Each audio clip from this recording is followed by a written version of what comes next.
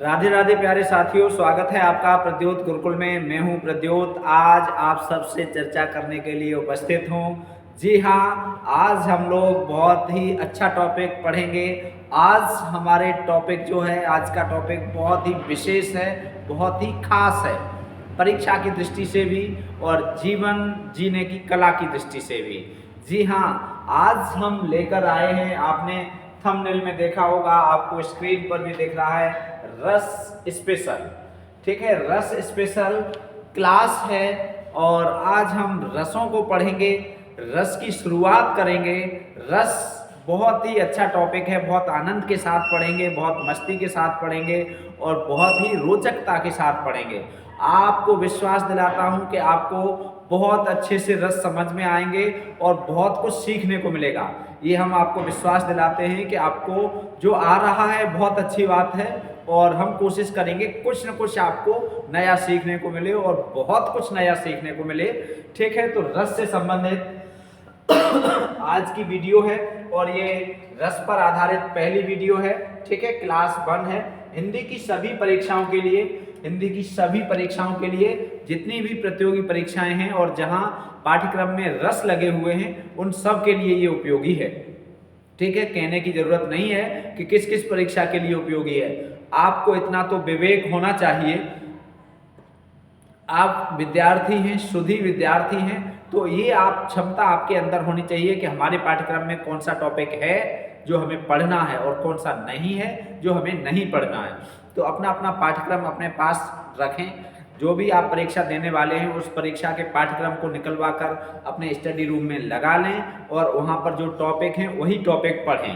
तो हम प्रत्येक विद्यार्थी के लिए तो नहीं कह रहे, लेकिन जिन विद्यार्थियों के पाठ्यक्रम में ये है रस टॉपिक, उन्हें तो ये क्लास देखनी ही चाहिए और अवश्य देखनी चाहिए। ठीक है, चलिए आज की क्लास शुरू करते हैं रस पर आधारित। देखिए, रस जो है,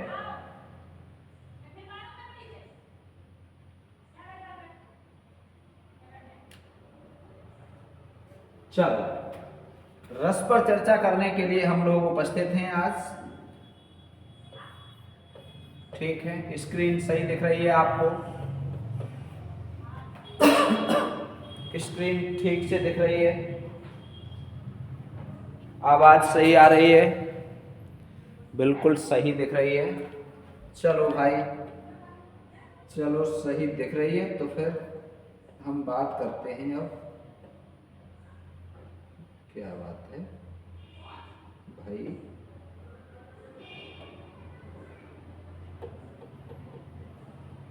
चलो अब हम बात करेंगे रस पर। ठीक है, तो तैत्तिरीय उपनिषद में, कौन से उपनिषद में? तैत्तिरीय। तैत्तिरीय उपनिषद में, अब यहां पर एक शब्द उपनिषद आया है तो उपनिषद का भी अर्थ समझ लो। उप का अर्थ होता है समीप और निषद का अर्थ होता है बैठकर। समीप बैठकर ज्ञान प्राप्त करना। उपनिषद का अर्थ क्या होगा? उपनिषद का अर्थ क्या होगा? समीप बैठकर, समीप बैठकर ज्ञान प्राप्त करना। ठीक है, समीप बैठकर ज्ञान प्राप्त करना उपनिषद का अर्थ होगा। अर्थात गुरु के चरणों में बैठकर, गुरु के समीप बैठकर, गुरु के नजदीक रहकर शिष्य जब ज्ञान प्राप्त करता है, ग्रहण करता है, तो वहाँ उपनिषद की सृष्टि होती है। ठीक है, चलिए, तो तैत्तिरीय उपनिषद में क्या लिखा है? तैत्तिरीय उपनिषद में लिखा है, क्या लिखा है इसकी भी बात करते हैं। ठीक है, तो तैत्तिरीय उपनिषद में लिखा है रसो वैशः। ठीक है,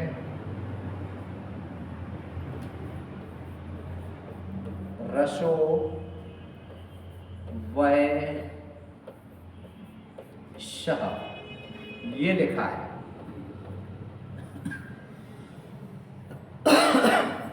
रसो वैसह, रसो वैसह लिखा हुआ है। ठीक है, अब इसका अर्थ क्या है, वय का अर्थ क्या है। ठीक है, रसों का तो होगा, पहले हम वय का अर्थ बताते हैं। जो वय शब्द है इसका अर्थ क्या है, तो वय शब्द का अर्थ है निश्चय ही। क्या है, निश्चय ही। ठीक है, रसों को जोड़ोगे तो रस आ जाएगा यहां, निश्चय ही रस। ठीक है, निश्चय ही रस। अब क्या है, शह, शह। अब जो शह है उसका अर्थ क्या है, ब्रह्म है। ऐसे रसो वैशः, इसका अर्थ होगा निश्चय ही रस ब्रह्म है। निश्चय ही रस क्या है, ब्रह्म है। अब देखो, रस शब्द का शाब्दिक अर्थ आप लोगों ने पढ़ा होगा। ठीक है, क्या पढ़ा है, आनंद। रस शब्द का शाब्दिक अर्थ क्या पढ़ा है, आनंद। जो चीजें हमने पढ़ी हैं वो भी हम रिवाइज करेंगे, जो नहीं पढ़ी हैं वो भी हम पढ़ेंगे। ठीक है, ये आपने पढ़ा है, रस का शाब्दिक अर्थ आनंद होता है। किसी काव्य को पढ़ने, सुनने, नाटक आदि को देखने से जिस आनंद की अनुभूति होती है उसे रस कहते हैं। अब रस केवल यही नहीं है, ये रस को क्या बना दिया गया है, एक शास्त्रीय रूप दे दिया गया है। एक शास्त्रीय रूप, शास्त्रीय रूप का मतलब जानते हो, मतलब ये है एक ऐसा रूप दे दिया गया है जो बहुत कठिन प्रतीत होता है, जो बहुत ही ऐसा रूप दे दिया गया है, जन सामान्य ऐसा सोचता है कि ये कोई दुरूह वस्तु है। दुरूह का मतलब कठिन है और ये बहुत आसानी से मिलने वाली नहीं है, या ये कोई टेक्निकल वस्तु बना दी गई है। क्या बना दिया गया है, टेक्निकल वस्तु। ठीक है, तो जबकि ये टेक्निकल है नहीं, रस टेक्निकल नहीं है, रस दुरूह नहीं है, रस शास्त्रीय नहीं है, रस तो आनंद है। रस क्या है, आनंद है। रस क्या है, ब्रह्म है। रस क्या है, जीवन है। रस क्या है, जीवन है। जीवन क्या है, रस है। रस में जीवन है, जीवन में रस है, और रस के बिना जीवन की कल्पना करना असंभव है। आप जीवन को रस के बिना जी ही नहीं सकते। रस तो ऐसी चीज है, सिर्फ यही रस नहीं है जो आप काव्य में पढ़ रहे हैं। आप भोजन कर रहे हैं वह भी रस है, आप फिल्म देख रहे हैं उसमें जो आनंद आ रहा है वह भी रस है, आप वर्ल्ड कप देख रहे हैं, क्रिकेट देख रहे हैं, क्रिकेट में आपको जो अच्छा लग रहा है वो भी रस ही है। उससे भी आपके हृदय में रस की सृष्टि हो रही है। ठीक है, आप कुछ पी रहे हैं, भले ही आप जूस पी रहे हैं या कुछ और पी रहे हैं, कोई मद्यपान कर रहे हैं, तब भी जो पी रहे हैं उसमें जो आनंद आ रहा है वो भी रस है। अर्थात रस एक व्यापक क्षेत्र में प्रयुक्त होने वाला शब्द है। रस ब्रह्म के समान है। रस बहुत बड़ा क्षेत्र रखने वाला शब्द है। तो जीवन में रस बहुत महत्वपूर्ण है, जीवन में रस बहुत उपयोगी है। ठीक है, तो जीवन को सार्थक बनाने के लिए रस बहुत आवश्यक है। ठीक है, आनंद स्वरूप है। ठीक, और रस की जो धारणा है ये बहुत प्राचीन धारणा है। रस की धारणा कैसी है, बहुत प्राचीन। रस की धारणा प्राचीन है और रस का क्षेत्र बहुत व्यापक है। रस का क्षेत्र कैसा है, बहुत व्यापक। रस की धारणा कैसी है, बहुत प्राचीन। ठीक है, तो ये बातें आप याद रखेंगे। ठीक है, रस को हम और कहें तो हम ऐसे कह सकते हैं, रस जीवन का सार है। रस क्या है, रस जीवन का सार है। ठीक है, हम ऐसे कह सकते हैं कि जीवन का सार क्या है, रस है। जीवन के सार को हम रस कह सकते हैं। ठीक है, संसार में हमारे जितने भी क्रियाकलाप हैं, जितने भी क्रियाकलाप हैं, संसार में जितने भी क्रियाकलाप हैं वो सब रस से ही शुरू होते हैं और उनके मध्य में भी रस होता है और अंत में भी रस ही होता है। आनंद, आप पढ़ाई कर रहे हैं तो पढ़ाई में आपको आनंद मिलना चाहिए, तभी आप आनंद ले सकते हैं जीवन का। पढ़ने के बाद जो आपको मिलेगा वो भी जीवन का ही रस होगा। आपको नौकरी मिलेगी, एक आत्मिक संतुष्टि मिलेगी और बहुत सारा पैसा भी मिलने लगेगा, तो उसमें भी क्या है, रस है। तो क्या है कि ये बहुत बड़ा व्यापक क्षेत्र है रस का। ठीक है, तो चलो अब हम बात करते हैं, क्या बात करते हैं कि जो रस है, या हम बात करें रस की, तो सर्वप्रथम चर्चा रस पर सर्वप्रथम चर्चा की गई है आचार्य भरत मुनि के द्वारा। किनके द्वारा की गई है रस पर चर्चा? आचार्य भरत मुनि के अनुसार। ठीक है, प्रथम आचार्य माने गए हैं कौन? आचार्य भरत मुनि। काहे के? रस के। ठीक है, तो आचार्य भरत मुनि के संबंध में कुछ तथ्य हम यहाँ पर अध्ययन करेंगे। जैसे आचार्य भरत मुनि जो थे, ठीक है, इन्हें रस संप्रदाय का प्रवर्तक माना जाता है। ये परीक्षाओं में बहुत पूछा जाता है, रस संप्रदाय का प्रवर्तक कौन है? रस संप्रदाय का प्रवर्तक कौन है? ठीक है, तो रस संप्रदाय का प्रवर्तक कौन है? आचार्य भरत मुनि। ठीक है, कौन से ग्रंथ में इन्होंने रस संप्रदाय का प्रवर्तन किया है? तो इनके ग्रंथ का नाम क्या है? इनके ग्रंथ का नाम है नाट्यशास्त्र। क्या है? नाट्यशास्त्र। इनके ग्रंथ का नाम नाट्यशास्त्र है। ठीक है, दूसरी बात हो गई। तीसरी बात भी समझ लीजिए। तीसरी बात क्या है? तीसरी बात ये है कि जो नाट्यशास्त्र है, इस नाट्यशास्त्र में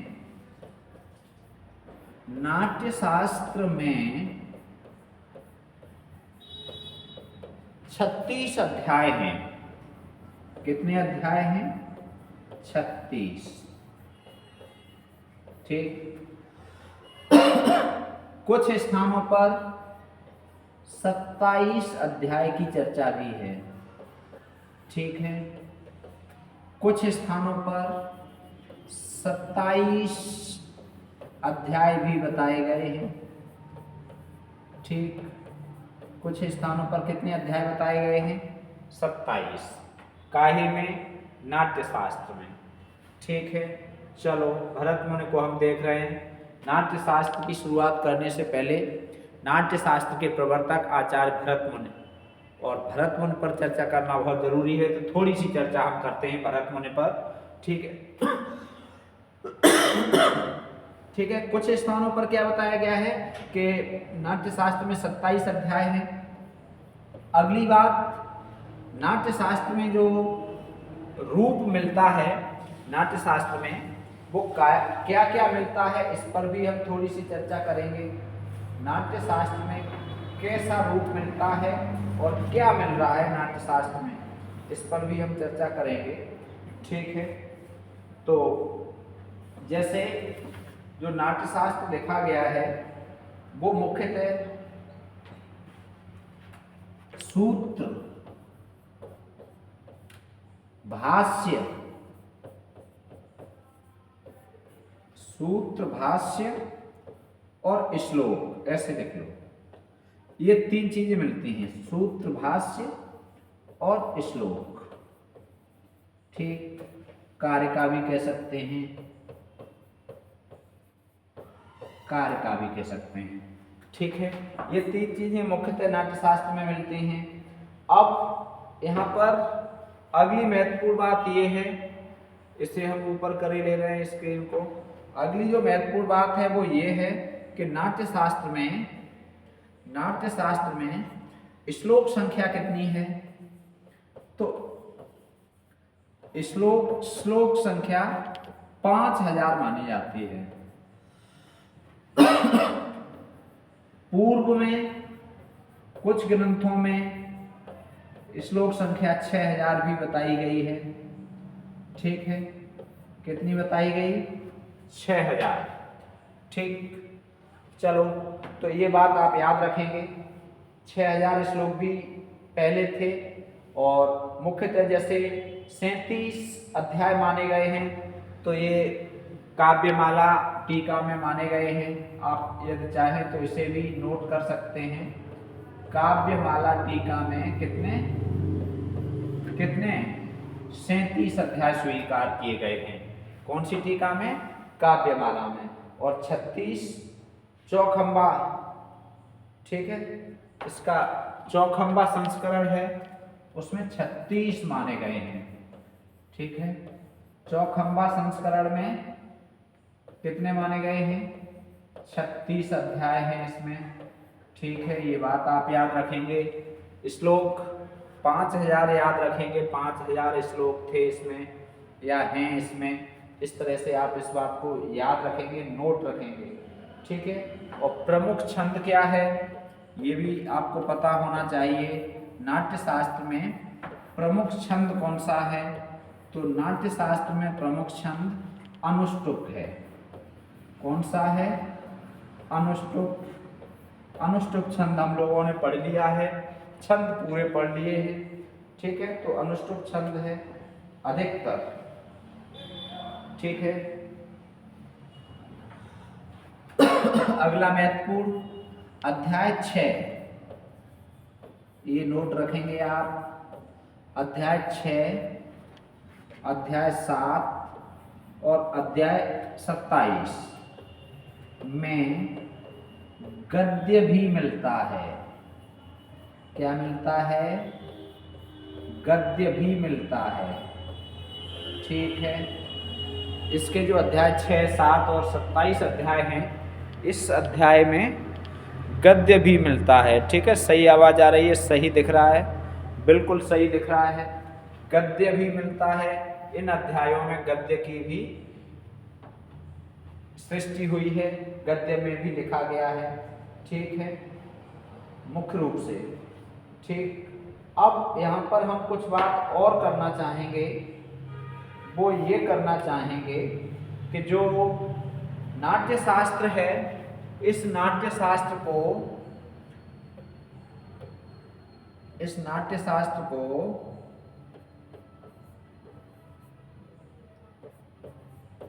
नाट्य शास्त्र, ठीक है, नाट्य शास्त्र को भरत मुनि ने पंचम वेद कहा है। क्या कहा है? पंचम वेद। ठीक, ये नोट रखेंगे आप, पंचम वेद कहा है, वेरी इंपॉर्टेंट है। ये अंडरलाइन करे दे रहे हैं। भरत मुनि ने नाट्य शास्त्र को क्या कहा है? पंचम वेद, अर्थात 5वां वेद कहा है।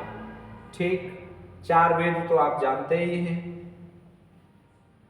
4 वेद आप जानते हैं, और 5वां वेद नाट्य शास्त्र को भरत मुनि ने कहा है। ठीक है, चलो अगला देखते हैं। अगला पॉइंट भरत मुनि के बारे में, भरत मुनि विशेष। भरत मुनि के 100 पुत्रों का उल्लेख मिलता है। भरत मुनि के 100 पुत्रों का उल्लेख मिलता है। ठीक है, भरत मुनि के पुत्र कितने थे? 100, याद रखेंगे। भरत मुनि के कितने पुत्र थे? 100 पुत्र थे। ठीक है, 100 पुत्रों का उल्लेख मिलता है भरत मुनि के। ठीक, अगला मत्स्य पुराण में, कौन से पुराण में? मत्स्य पुराण। पुराण कितने हैं? पुराणों की संख्या कितनी है? 18। अष्टादश पुराणेषु व्यासस्य वचनम द्वयम्, आपने श्लोक सुना होगा। 18 पुराणों में व्यास जी ने 2 ही वचन कहे हैं। 18 पुराणों में व्यास जी ने 2 वचन कहे हैं। क्या? किसी को दुख देना, कष्ट देना, इससे बड़ा कोई पाप नहीं है, ठीक है। और किसी की मदद करना, इससे बड़ा कोई पुण्य नहीं है, ठीक है। तो क्या है, मत्स्य पुराण में, कौन से पुराण की बात हो रही है, मत्स्य पुराण में, मत्स्य पुराण के 24वें अध्याय में समझते चलेंगे। 24वें अध्याय, ठीक। अध्याय संख्या पूछी जाएगी तो 24वें, पुराण का नाम पूछा जाएगा तो आप मत्स्य पुराण की बात कहेंगे। 24वें अध्याय, ठीक है।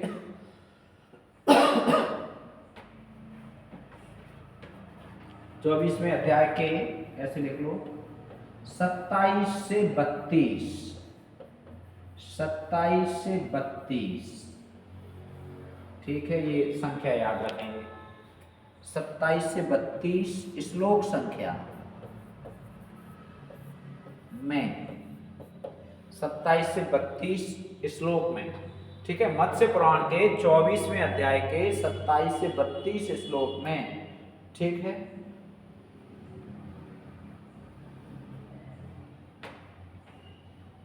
भरत मुनि का उल्लेख है। किन का उल्लेख है, भरत मुनि का, ठीक। याद रखेंगे भरत मुनि का उल्लेख है।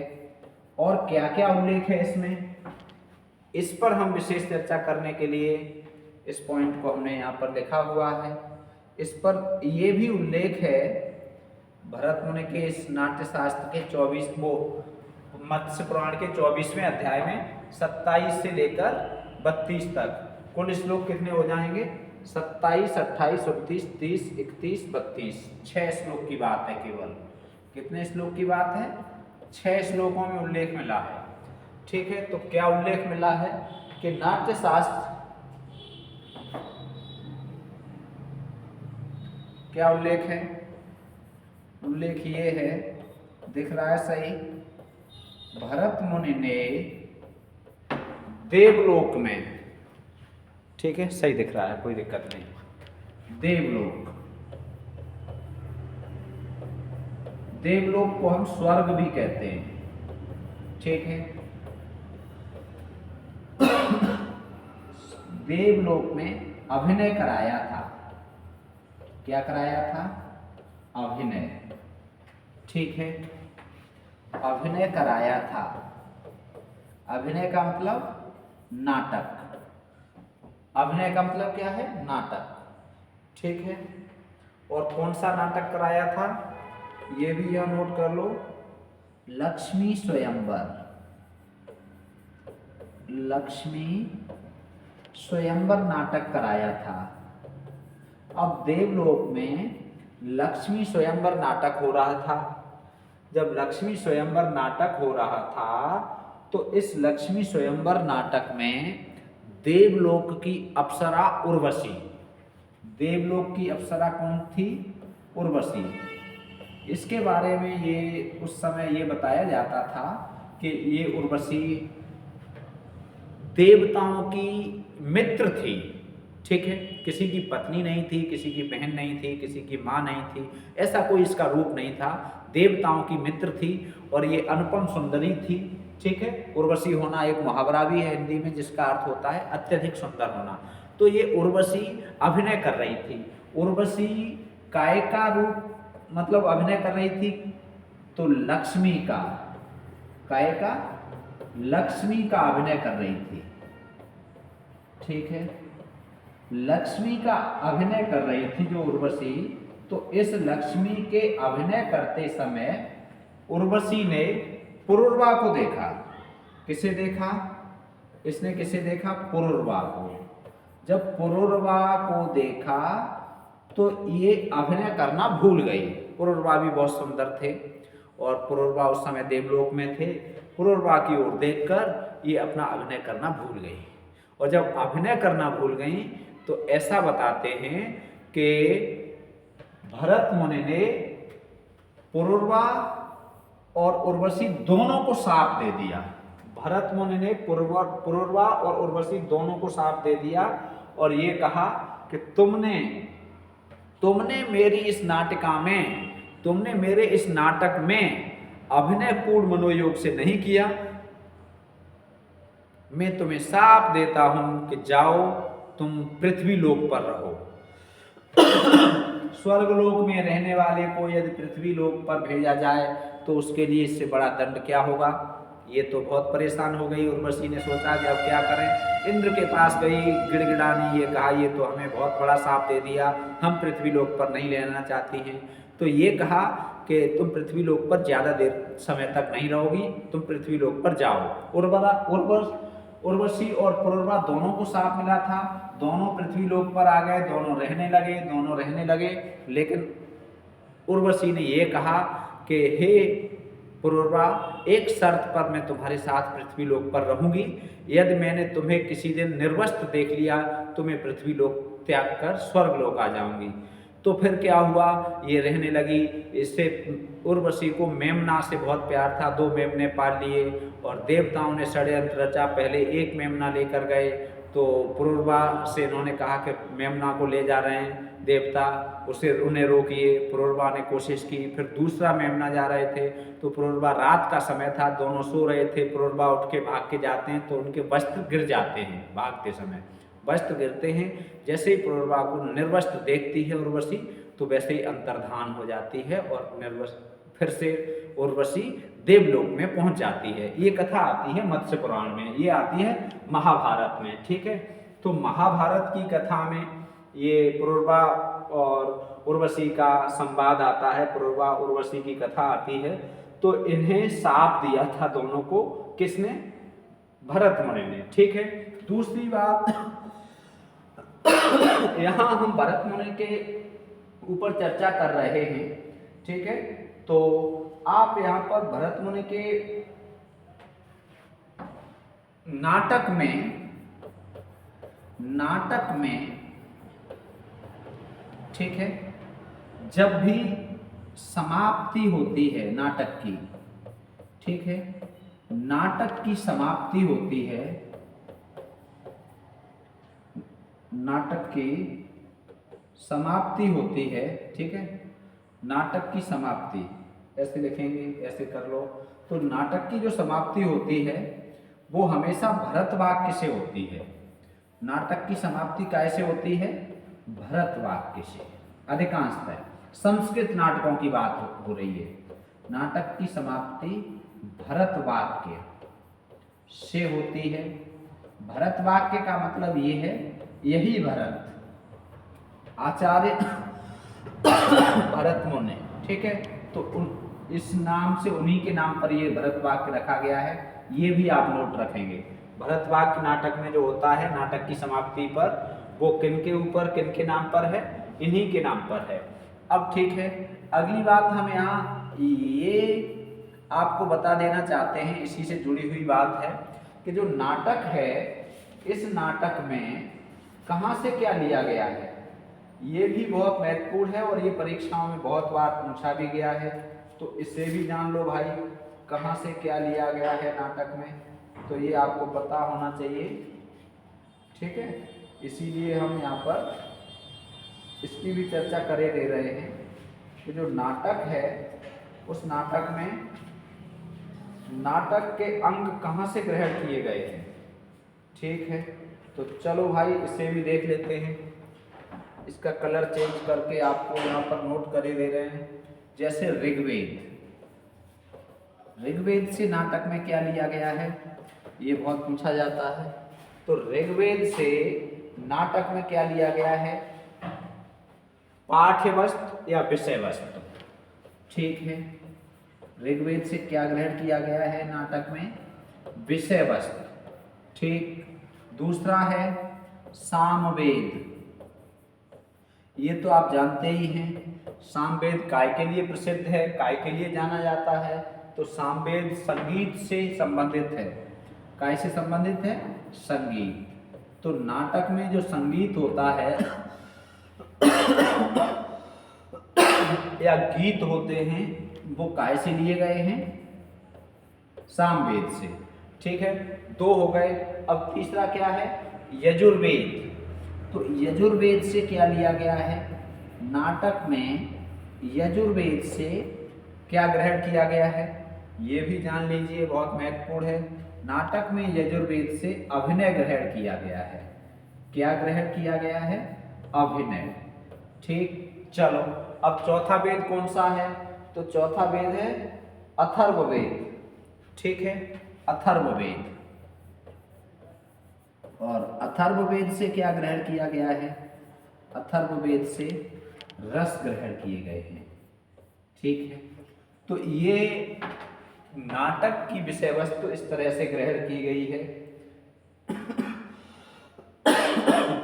नाटक की वस्तु कहाँ से ग्रहण की गई है और कैसे ग्रहण की गई है, ये हम लोगों ने यहाँ पर समझ लिया, पढ़ लिया, जान लिया।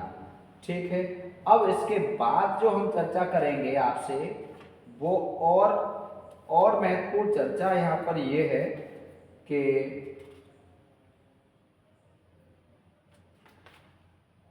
और महत्वपूर्ण चर्चा यहाँ पर हम ये करने वाले हैं, जो भरत मुनि हैं। ठीक है, भरत मुनि पे ही अभी चर्चा चल रही है हमारी। तो भरत मुनि हैं, भरत मुनि ने जो नाट्य शास्त्र ग्रंथ लिखा है, क्या लिखा है? नाट्य शास्त्र। ठीक है, इस नाट्य शास्त्र ग्रंथ में भरत मुनि ने क्या किया है? 8 रस बताए हैं, बहुत महत्वपूर्ण है। कितने रस बताए हैं? 8। अब भरत मुनि ने ये कहा कि 8 रस हैं। ठीक, और 8 रस की निष्पत्ति के लिए भरत मुनि ने रस सूत्र दिया। क्या दिया है? रस सूत्र। ये नाट्य शास्त्र के 6ठे अध्याय में है, 6वें अध्याय में। ठीक है, कौन से अध्याय में है? 6ठे अध्याय में। नाट्य शास्त्र के 6ठे अध्याय में रस सूत्र का वर्णन है। एक बहुत महत्वपूर्ण प्रश्न ये। ठीक है, अब रस सूत्र है क्या, ये भी जान लीजिए। यहाँ पर हम लिखे दे रहे हैं विभावानुभाव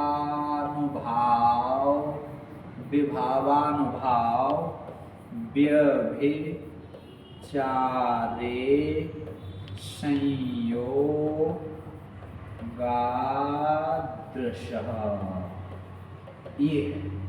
ये सूत्र है। देखो, अब इस पे यहाँ तक और यहाँ तक और यहाँ तक, ये बहुत सुंदर, बहुत अच्छा।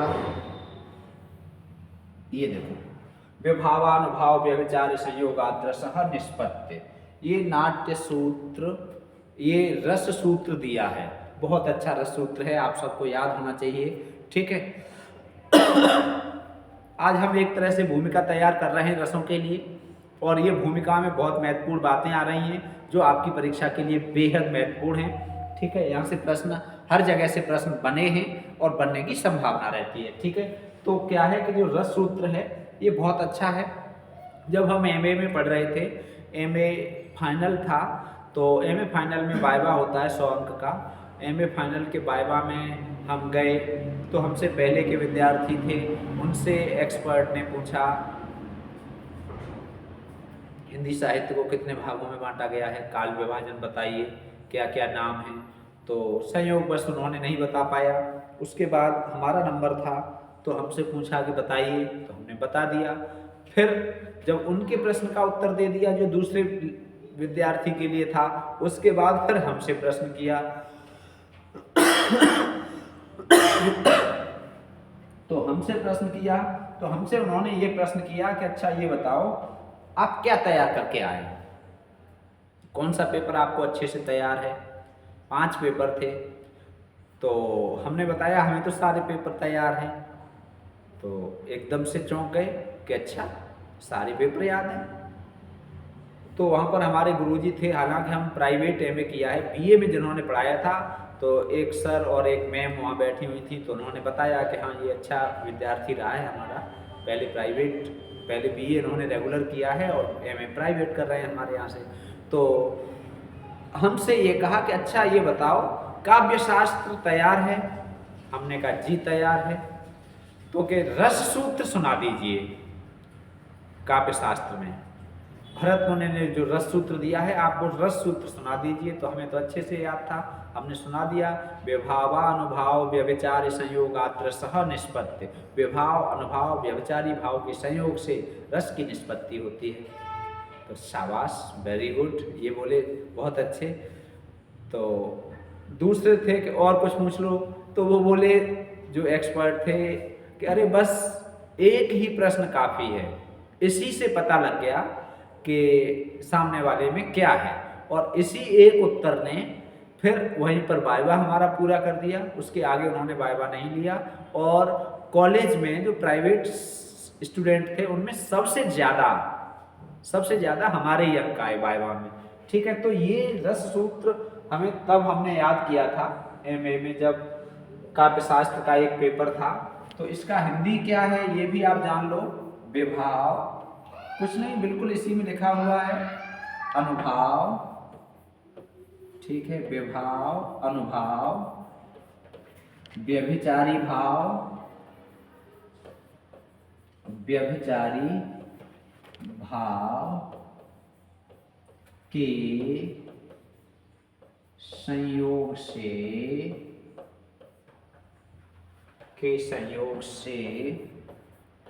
रस की निष्पत्ति होती है।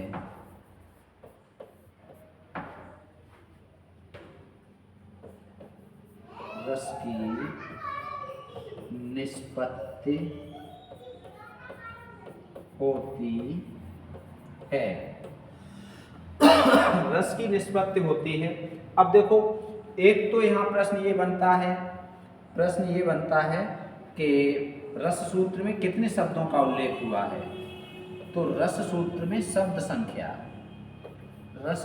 शब्द संख्या कितनी है? 5 है साहब।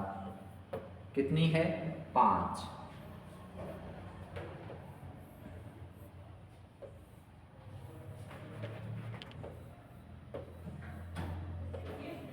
ये है 5 शब्द हैं। ठीक है, विभाव, अनुभाव, व्यभिचारी भाव, संयोग और व्यभिचारी और संयोग और रस। ठीक है, ये 5 विभाव, अनुभाव, व्यभिचारी, संयोग और रस, ये 5 शब्द हैं। ठीक, एक तो ये आप याद रखेंगे। दूसरी बात आपको क्या याद रखनी है? वो ये याद रखनी है कि रस सूत्र में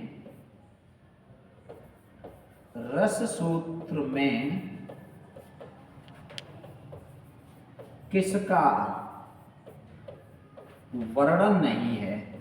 ये प्रश्न बार बार आया है। रस सूत्र में किसका वर्णन नहीं है। ठीक है,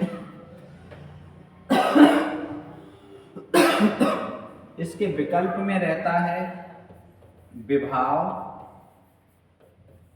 ठीक, दूसरा विकल्प रहता है अनुभाव। ठीक, तीसरा विकल्प रहता है व्यभिचारी भाव, और चौथा विकल्प रहता है स्थायी भाव। तो रस सूत्र में कौन से शब्द का या भाव का वर्णन नहीं है, ये आप सब जान गए। स्थायी भाव, इस बात को आप विशेष रूप से याद रखेंगे। स्थायी भाव का रस सूत्र में वर्णन नहीं मिलता है।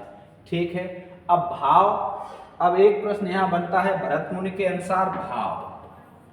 तो भरत मुनि के अनुसार ये जो इन भावों की बात की जाएगी तो कितने हैं? 3 यहाँ पर।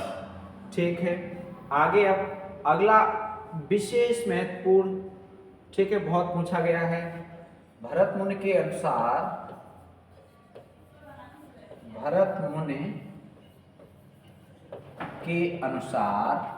सही दिख रहा है आपको, आवाज सुनाई दे रही है। अनुसार रसों की संख्या, ठीक है, या नाट्य शास्त्र में रसों की संख्या, ठीक है, या नाटक में रस कितने माने, ऐसे भी आता है ये। ठीक है, नाटक में रस। तो नाटक में रस भरत मुनि ने कितने माने हैं? 8। वेरी इंपॉर्टेंट है, वेरी वेरी इंपॉर्टेंट। कितने रस माने गए हैं? 8। कौन सा रस नहीं माना, ये भी पूछा जाता है। कौन सा रस स्वीकार नहीं किया, स्वीकार नहीं किया। तो कौन सा रस स्वीकार नहीं किया है इन्होंने? हम जानते हैं शांत रस। कौन सा रस स्वीकार नहीं किया है? शांत रस। कितने रस स्वीकार किए हैं? 8 रस। ठीक है, कितने रस स्वीकार किए हैं? 8 रस। 8 रस को इन्होंने 2 भागों में बांटा। कौन कौन से 2 भाग? मूल रस या प्रधान रस। कितने? 4। ठीक है। मूल रस कितने हैं? 4। मूल रस 4 इन्होंने माने हैं, और मूल रसों के अलावा जो दूसरे माने गए हैं वो भी 4 माने गए हैं। ठीक है, ठीक है। मूल रस और 4 कैसे? उनसे उत्पन्न रस। ठीक है। प्रधान रस मूल रस को भी कहते हैं, और ये अप्रधान रस। ठीक, कितने? 4। अब ये 4 मूल रस कौन से हैं, या प्रधान रस 4 कौन से हैं, ये भी समझ लो। प्रधान रस 4 हैं। इन 4 के लिए ट्रिक आपको बहुत आसान ट्रिक है। ठीक है, 4 प्रधान रस ट्रिक से हम आपको बताएंगे।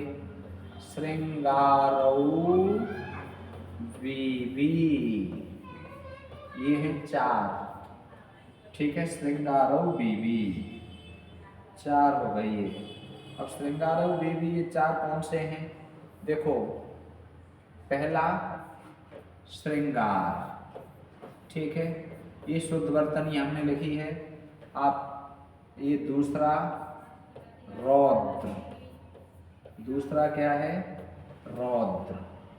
तीसरा वीर, तीसरा रस कौन सा? वीर। और चौथा वीभत्स। ठीक है, ध्यान ये रखेंगे, यहाँ बी है, यहाँ वी है, वह है। ये 4 प्रधान रस माने भरत मुनि ने। कौन से? ये 4। ठीक है। अब इन 4 प्रधान रसों के अलावा भरत मुनि ने जो चर्चा की, उपरस या सहायक रस। ठीक है, सहायक रस प्रधान के बाद या अप्रधान रस, इसके लिए भी हमने एक ट्रिक बनाई है। वो ये बनाई है, देखो, इससे तो जो उत्पन्न हुआ है वो हास्य रस। ठीक, रौद्र से उत्पन्न हुआ है वो करुण रस। वीर से उत्पन्न हुआ है वो अद्भुत रस। ठीक, और बीभत्स से जो उत्पन्न हुआ है भयानक रस। भरत मुनि ने ये कहा कि ये 4 रस प्रधान हैं, इनसे 4 रस जन्मे हैं। अब ये 4 रस जो जन्मे हैं, इनके लिए ट्रिक क्या है? इनके लिए ट्रिक है हक अभया। क्या है ट्रिक? हक अभया। ह क अ भ या। बहुत शानदार ट्रिक है, और ये भी ट्रिक बहुत शानदार है। श्रृंगारो बीवी, देखो, हक अभया। चलो भाई, पहले ह से हास्य रस, फिर क, दूसरा क्या है? क से करुण रस। तीसरा क्या है? तीसरा है ये है। तीसरा क्या है? अ से केवल अ की बात करेंगे हम यहाँ। अ से ऐसे ये है, अ से हम ऐसे ले जा रहे हैं अद्भुत रस। और फिर है भय, भया, भया से भयानक रस।